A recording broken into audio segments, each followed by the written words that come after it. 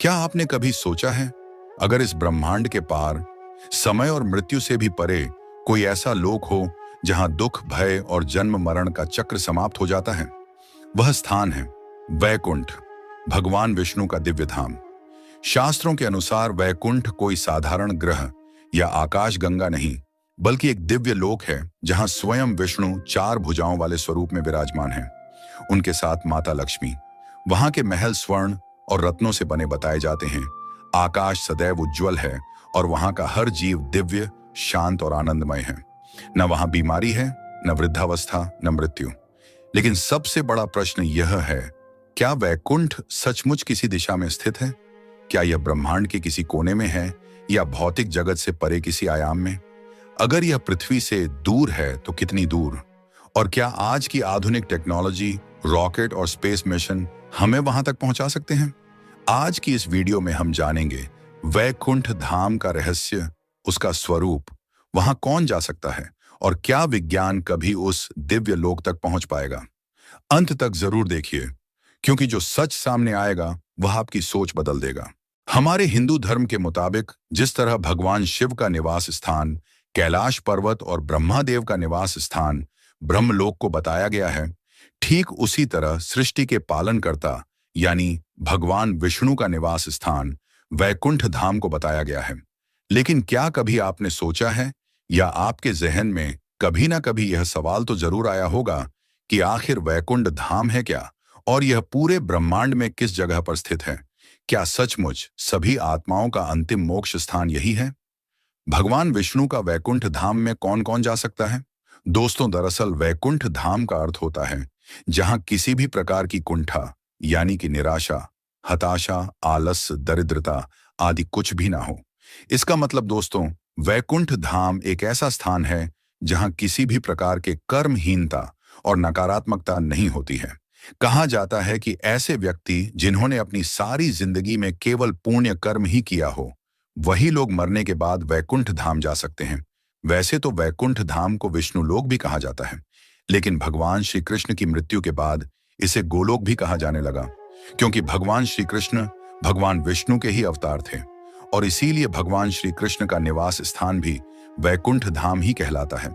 यही नहीं, वैकुंठ धाम से जुड़े कुछ ऐसे रहस्य हैं जो आपको भी सोचने पर मजबूर कर देंगे कि क्या सचमुच सनातन धर्म में वर्णित हर स्थान, किंवदंतियां और हर बात सच है।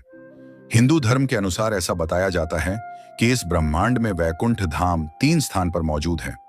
एक है हमारी धरती पर, एक है समुद्र में और एक है स्वर्ग के ऊपर। धरती के वैकुंठ धाम पर मौजूद बद्रीनाथ, जगन्नाथ और द्वारकापुरी, इन तीनों स्थानों को वैकुंठ धाम के नाम से जाना जाता है। लेकिन इन सभी धामों में सर्वश्रेष्ठ और हिंदुओं का सबसे पवित्र स्थान बद्रीनाथ धाम को बताया गया है।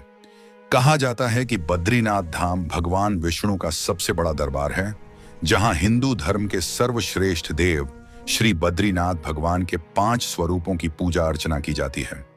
भगवान विष्णु के इन 5 स्वरूपों को पंचबद्री के नाम से भी जाना जाता है। अब बात करते हैं समुद्र के वैकुंठ धाम की। दूसरे वैकुंठ धाम जो समुद्र में विलीन है, वह भगवान श्री कृष्ण की द्वारिका नगरी है। मान्यता है कि जरासंध द्वारा प्रजा पर होने वाले अत्याचारों को रोकने के लिए भगवान श्री कृष्ण मथुरा को छोड़कर चले गए थे। श्री कृष्ण ने समुद्र किनारे अपनी एक दिव्य नगरी बसाई। इस नगरी का नाम द्वारका रखा। माना जाता है कि महाभारत के 36 वर्ष बाद द्वारका नगरी समुद्र में डूब गई थी। इसे धरती का वैकुंठ या गोलोक कहा जाता है, जहां दिव्य आनंद, वैभव और मोक्ष की अनुभूति होती है, ठीक वैसे ही जैसे वैकुंठ धाम में होता है, स्वर्ग का वैकुंठ धाम। अब बात करते हैं तीसरे और सबसे महत्वपूर्ण आखिरी वैकुंठ धाम की, जिसकी स्थिति इस ब्रह्मांड से बाहर तीनों लोकों के ऊपर बताई गई है, जिसे मुख्य वैकुंठ धाम भी कहा जाता है, जहां स्वयं भगवान विष्णु विराजमान रहते हैं। विष्णु पुराण के अनुसार ऐसा बताया जाता है कि भगवान विष्णु के लोक में लाखों सूर्य आकाश मौजूद होते हैं और इसके साथ वहां कई सारे ग्रह यानी नक्षत्र भी मौजूद होते हैं। भगवान विष्णु का यह धाम दिखाई देने वाली इस प्रकृति से 3 गुना ज्यादा बड़ा है। इस वैकुंठ धाम की देखरेख करने के लिए भगवान विष्णु के 96 करोड़ पार्षद हमेशा तैनात रहते हैं। कहा जाता है कि भगवान विष्णु यहाँ पर अपनी पटरानी श्रीदेवी महालक्ष्मी के साथ निवास करते हैं। अब वैकुंठ धाम स्वर्ग लोक से कितना ऊपर है, इसे समझने के लिए हमें मनुष्य के मृत्यु चक्र को समझना होगा। पुराणों के अनुसार जो लोग अपनी जिंदगी एक साधारण इंसान की तरह बिता देते हैं और कभी किसी के साथ कुछ बुरा नहीं करते, उन्हें मरने के बाद स्वर्ग लोक की प्राप्ति होती है।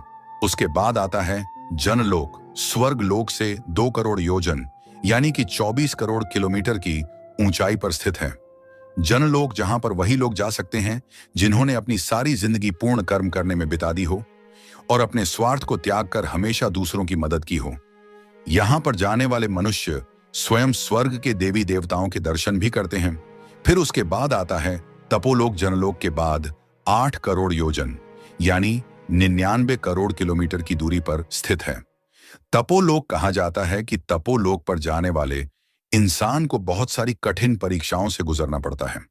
यहां पर केवल साधु संत, ऋषि मुनि, सन्यासी आदि ही जा सकते हैं, जिन्होंने अपनी जिंदगी में सभी सुखों को त्याग कर केवल ईश्वर का ध्यान और सत्कर्म किया हो।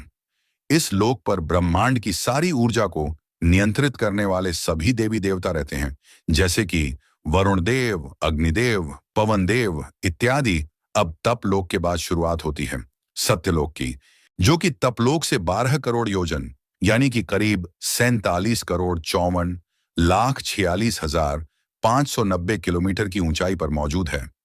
कहा जाता है कि सत्यलोक वही जगह है जहां स्वयं इस सृष्टि के रचयिता ब्रह्मा जी निवास करते हैं, और इस स्थान पर जाना किसी भी मनुष्य के लिए आसान नहीं है। इस लोक पर सिर्फ वही आत्माएं जा सकती हैं जिन्होंने अपने पिछले जन्म जन्मांतर में कोई भी पाप ना किए हो और हमेशा पुण्य ही किए हों।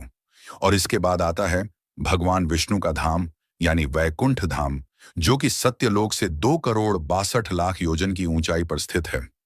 यह वह जगह है जहां स्वयं सृष्टि के पालनकर्ता भगवान विष्णु शेष नाग पर विराजमान रहते हैं, और यह सभी आत्माओं का अंतिम स्थान माना जाता है।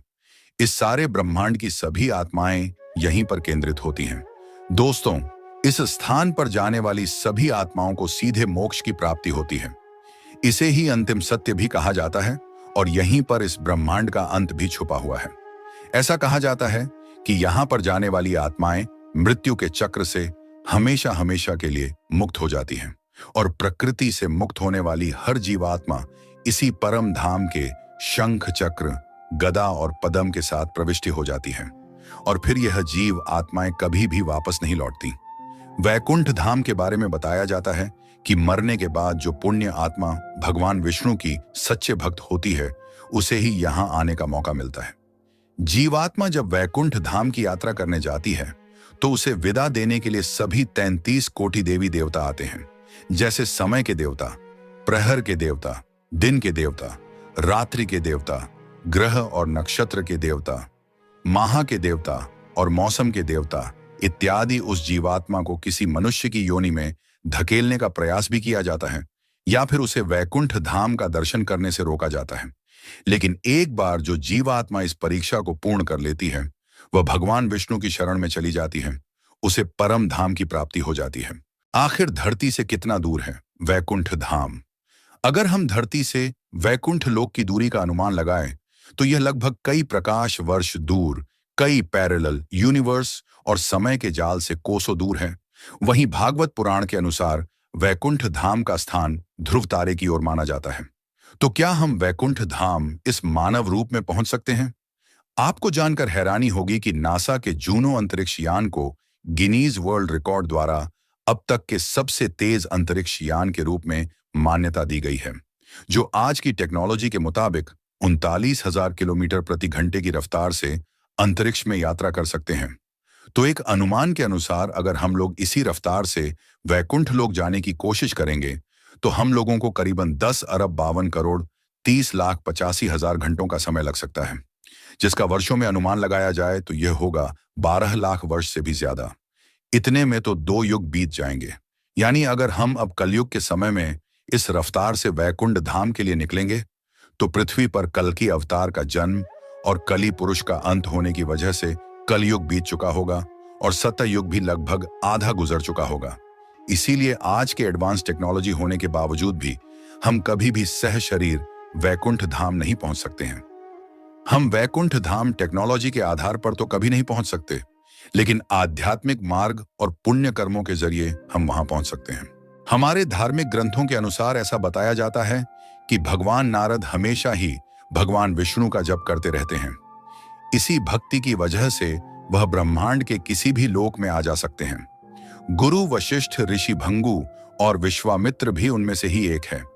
आप मनुष्य रूप में भी धरती पर मौजूद बद्रीनाथ, जगन्नाथपुरी और द्वारिकापुरी के दर्शन कर सकते हैं, जिन्हें धरती का वैकुंठ धाम कहा जाता है। क्या पता शायद यहाँ आपको कोई ऐसा द्वार मिल जाए जो सीधे तौर पर वैकुंठ धाम से जुड़ा हो, जिसके जरिए भगवान विष्णु समय समय पर धरती पर आते रहते हो। बाकी वैकुंठ धाम को लेकर आपका क्या मानना है? वैकुंठ धाम के विषय में आपकी क्या राय है? हमें अवश्य कमेंट बॉक्स के जरिए बताइएगा। वीडियो अगर आपको अच्छी लगी है तो इसे लाइक कीजिए, हमारे चैनल को सब्सक्राइब कीजिए और ज्यादा से ज्यादा शेयर भी कीजिए। तो मिलेंगे अगली बार एक नई खास वीडियो के साथ। तब तक के लिए जय श्री राम, जय हनुमान।